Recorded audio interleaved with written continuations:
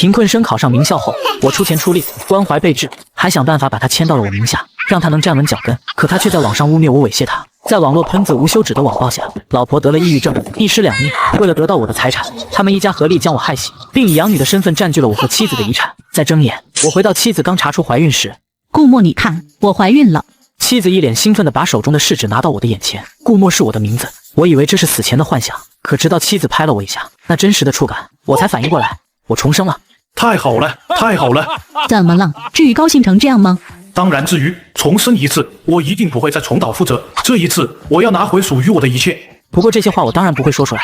在我的记忆中，林月查出怀孕的时间是在星期四的中午12点左右。我趁着午休回来吃了顿饭。这个时间，我资助的那个贫困生柳如烟还在大学，所以此时的她还不知道林月怀孕的消息。上一世，我第一时间把这个好消息告诉了她，还把她叫来家里吃饭庆祝，这才导致了后续一系列的悲剧。老婆，你怀孕的事情暂时别说出去，谁都别说。那他虽然不明白这是为什么，但他一向无条件相信我。得到满意的答复后，我没有在家中多待，赶忙去了公司，找到公司里几个信得过的同事，请他们帮我一个小忙。如果以后有人问起，就说我这些年一直在挪用公司公款，现在被发现了，可能要坐牢。他们虽然不解，但还是答应了下来。下班之后，我没有联系柳如烟，而是直接回了家。你怎么一个人回来了？没叫如烟来吃饭吗？她前几天还说要来看我。老婆，你听我说，这段时间你先回娘家住一阵子，这里有些事情我要处理。为什么？发生什么事了？他十分不解，但有些事我却无法和他说明。最终，在他无条件的信任和我的苦苦劝说下，他终于同意回去。我把他送到车站，亲眼看着他进了检票口，这才松了口气。他是外省人，就算接下来我家这边闹出多大动静，一时半会儿也波及不到他身上。这才是我送走他的真正原因。送走妻子后，我回到家中，把上一世为柳如烟存下的那笔钱找了出来，整整50万，是打算留给他以后用的。我把钱收好，在沙发上小憩了一会儿，直到一阵敲门声把我吵醒。不叔，你在家吗？我买了点水果来看你和林姨。林姨呢？以后别来了。顾叔，怎么了？是我做错什么了吗？你没做错什么，就是以后别来了。你马上就毕业了，实习单位也差不多稳定了，落户的事情我也帮你办妥了，资助关系到此为止，咱们以后不用来往了。顾叔，您这话是什么意思？我一直把您当亲人啊，这么多年，要不是您资助我根本念不到大学。我心里一直记着您和林姨的好，想着以后要好好报答你们。报答？是呀，你确实报答了。上一世你亲手把我送进了地狱，不用报答，我帮你是出于善心，没指望你回报。现在你独立了，咱们的关系就到这儿吧。顾叔，到底怎么了？是不是我哪里做的不好惹您生气了？您说出来，我改。我真的很在乎您和林姨，你们就是我在这个城市最亲的人。柳如烟说完就在门口哭了起来，那委屈的声音，凄惨的眼泪，真是我见犹怜。很快就有不少邻居被哭声吸引过来。小顾啊，这孩子是谁啊？怎么哭成这样？小顾，有什么事不能好好说，看把孩子委屈的。真是好笑，正是这些好心的邻居，上一次在谣言出来后，第一时间对我恶语相向，在我家门上泼油漆。他们从不问真相，只凭一腔正义感就能毁掉一个人。他是我以前资助过的学生，现在马上就毕业了，我告诉他以后不用来往了。哎呀，资助过人家，那就是恩人啊。孩子想报恩是好事儿，你怎么还往外推呢？叔叔阿姨，不怪顾叔，可能是我哪里做的不好，我就是想来看看他们，真的没有别的意思。柳如烟，你不用说了，我说的很清楚，以后不用来往了，你回去吧。顾叔，您真的不要我了吗？你本来就不是我女儿，回去吧。我关上了门，门外柳如烟的哭声断断续续，邻居们的议论声也隐约传来，有人在叹气，有人在指责我心太狠。我靠在门上，闭上眼睛，天色彻底黑下来的时候，电话响了，来电显示柳如烟的母亲，那个我从未见过几面，却在我上一世的死亡中扮演了重要角色的女人。吴先生啊，我是如烟的妈妈，刚才如烟给我打电话，哭的不行，说你不要她了，这是怎么回事啊？没什么，她毕业了，工作也稳了，我觉得资助关系可以结束了。哎呀，吴先生，你这话说的就不对了，你资助如烟这么多年，在她心里，你就是她半个爸爸啊。她说要报答你们，我们全家都记着你的恩情，你怎么突然说不要往来了？不需要报答，我帮她是我自己的事，以后各自过各自的日子，挺好。吴先生，是不是有什么误会？还是如烟做错事了？你跟我说，我教训她。她没做错什么，我只是出事了。出事？出什么事？我犯法了。什么？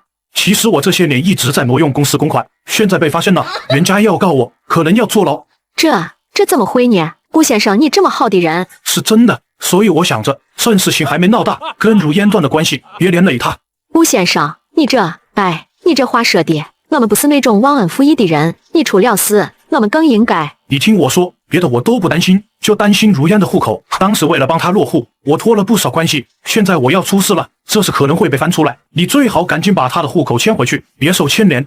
你说的也对，如烟好不容易站稳脚跟，可不能受连累。那户口的事，明天能办吗？果然，一听说我出事，她第一反应就是撇清关系，越快越好。好，我明天就过来。对了，顾先生，我记得你说过，你给如烟存了一笔钱，说是给她以后用的。那笔钱我动了，拿去填公司的窟窿。什么？你怎么能煽动那笔钱？没了钱，如烟可怎么生活？我不管，这事你必须负责到底。没办法，公司那边催得紧，先保命要紧。再说我不炫如烟什么，至于迁户口，这其中的利害关系我已经说得很明白了。如果你不来办，那后果自负。行吧，那就这样。明天我们先办户口。电话挂断，我看着黑掉的屏幕，冷笑一声。翻脸比翻书还快，这一世我让你们连根毛都别想拿到。户口迁移的那天，柳如烟一家人与我基本上是能不说话就不说话，生怕和我扯上一点关系。户口的事情结束之后，我跟公司请了假，回家待了2天。当然，这2天我也没有闲着。根据上一世的记忆，柳如烟一家不会放过这个落井下石的机会。我拿着手机，挨家挨户去敲邻居的门。王阿姨在家呢，我想跟您聊几句。小顾，怎么了？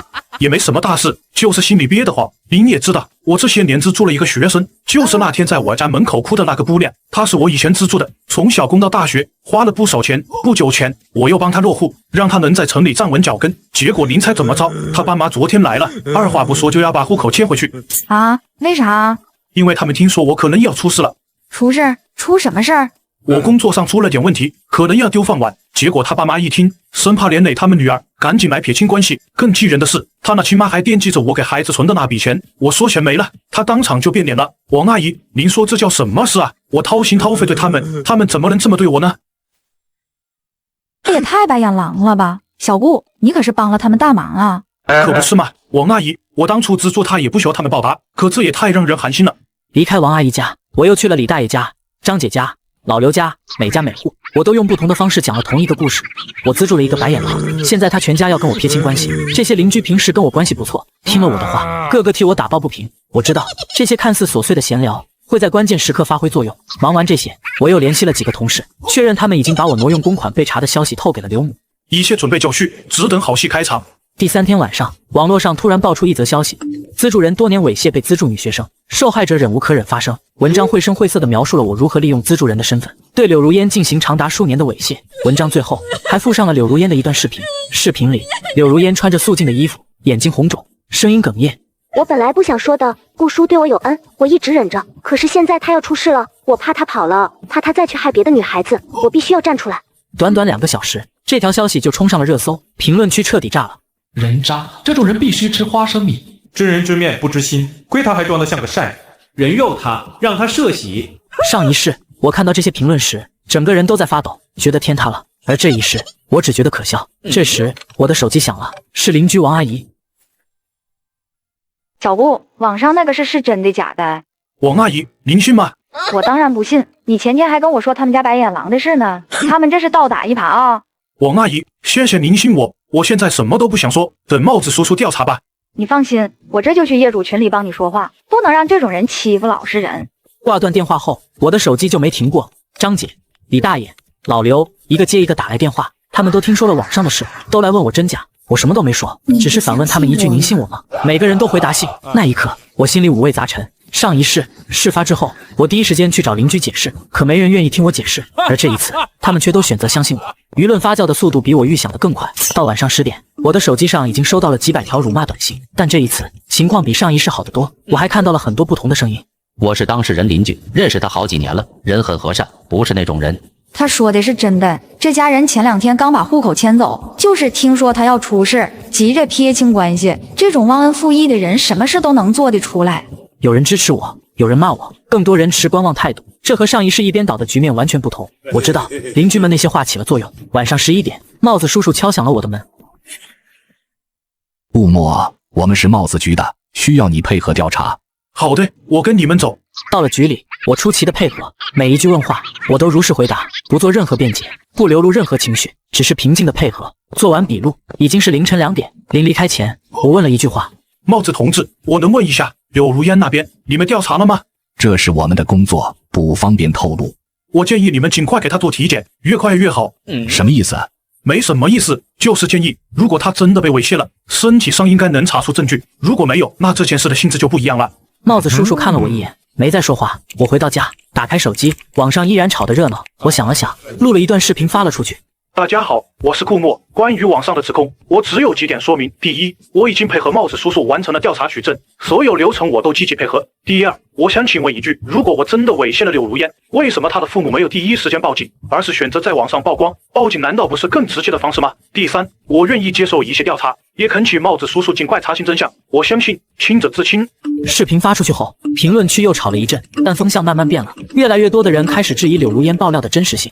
如果真的有猥亵，证据最容易在身体上保留，拖得越久越难查。他们为什么没有第一时间报警？对呀，为什么不报警？网上发帖算什么？这事儿有点蹊跷，等帽子叔叔通报吧。第二天上午，柳如烟那边又发了一条动态，她哭着说：“我为什么不报警？因为我害怕，因为他是我的恩人，我不知道该怎么办。现在他出事了，我怕他跑了，才鼓起勇气说出来。”但这条动态发出来，舆论并没有反转。下午2点，我的手机响了，是那个帽子叔叔。顾墨，你昨天说的话有什么依据吗？没什么依据，只是一种感觉。您查了吗？昨晚我们连夜给柳如烟做了体检，结果比较特殊。什么结果？她体内确实检出了男性 DNA， 但不是你的。那是谁的？还在比对，有怀疑对象，但不能说。谢谢您告诉我，我等官方通报。挂断电话，我长长的呼出一口气，但我知道真正的决战还没开始。因为柳如烟的亲生父母还没有登场，他们才是一切悲剧的罪魁祸首。下午4点，一段视频在网上炸开。视频里，一对中年夫妻对着镜头哭诉：“我们是如烟的父母，我们对不起他。这些年他受了太多苦，我们一直不知道。直到前2天，他哭着打电话告诉我们才知道每个畜生对他做了什么。我们没文化，不懂法律，但我们要替女儿讨个公道。”父母都出来指证了，这事实锤了。人渣，快把他抓起来！这种人不配活着。与此同时，我的地址被人肉出来，无数个陌生号码同时打进来。我直接关机，走到窗边，我看到楼下已经聚集了20-30人，举着牌子，喊着口号，和上一世一模一样的场景。只是这一次，我看到人群中还有几个熟悉的面孔：王阿姨、张姐、李大爷。他们没有举牌子，而是在跟那些人对峙。你们搞清楚了没有就来闹，事情还没查清楚呢。查什么查？父母都出来指认了，还有什么不清楚？父母说的就一定是真的吗？我看这家人有问题。你跟那个变态什么关系？你是不是也帮凶？两拨人吵了起来，我在楼上看着，眼眶有些发热。上一世，我一个人承受这一切，没人替我说话。这一世，至少有人愿意站出来。晚上7点，官方发布了第一份通报。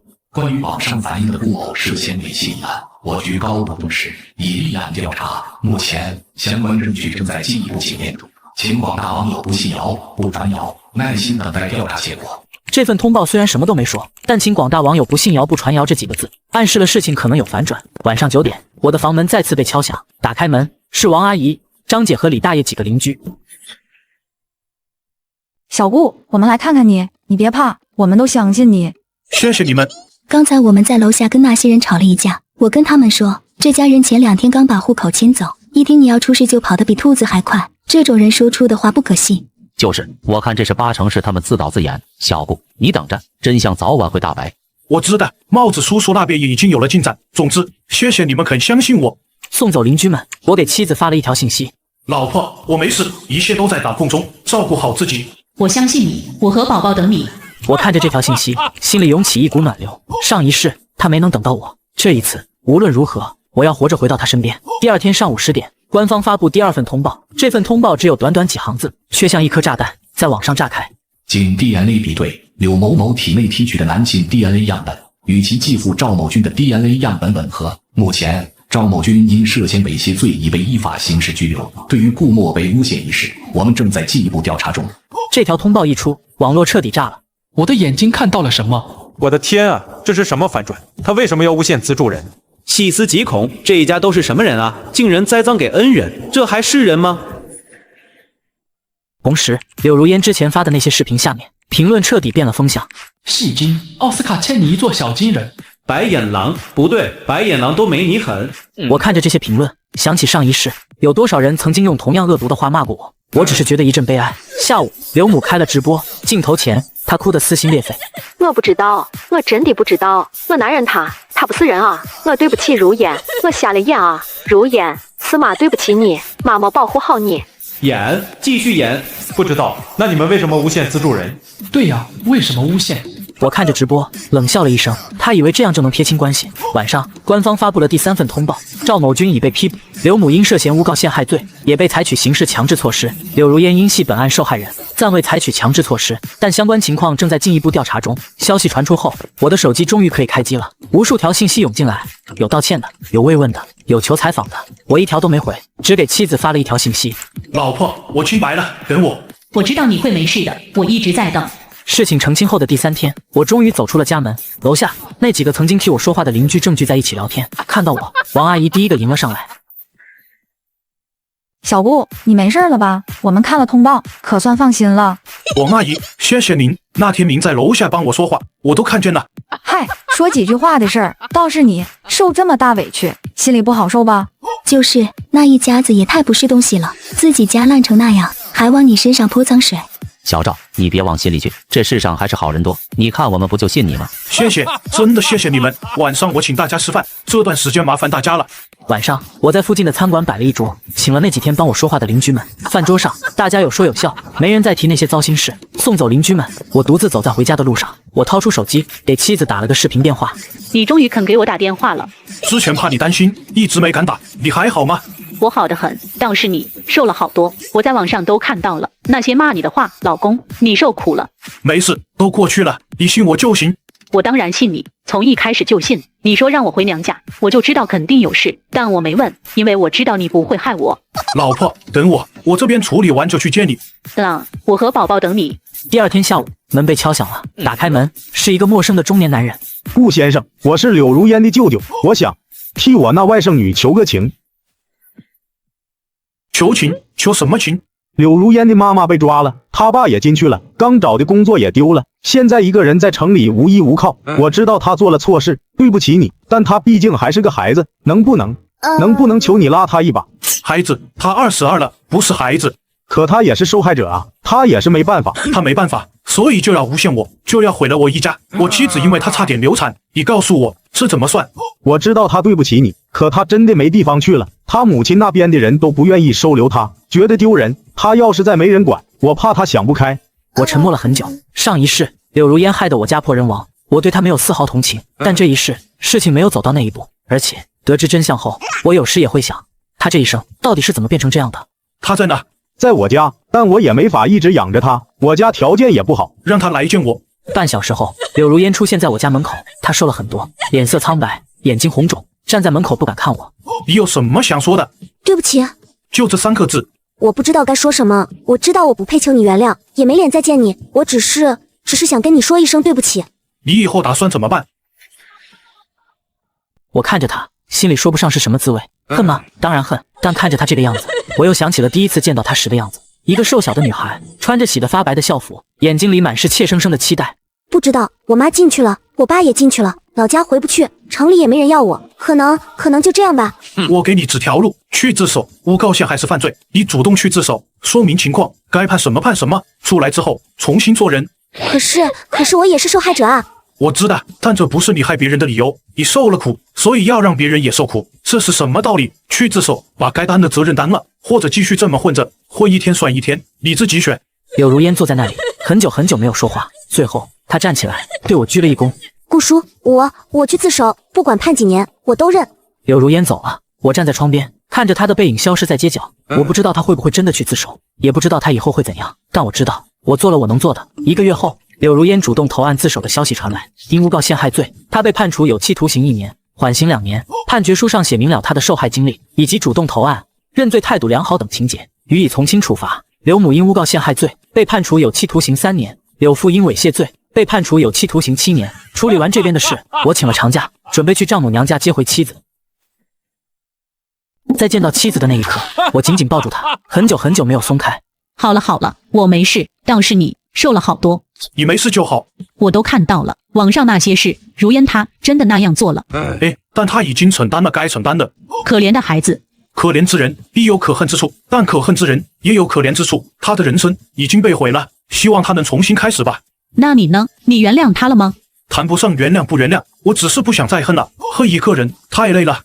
妻子轻轻靠在我肩上，没有说话。我们搬了家，去了另一个城市，一个没有人认识我们的地方。妻子安心养胎，我每天上班下班，日子平静而幸福。半年后，我们的女儿出生了。产房里，妻子抱着小小的婴儿，笑得一脸幸福。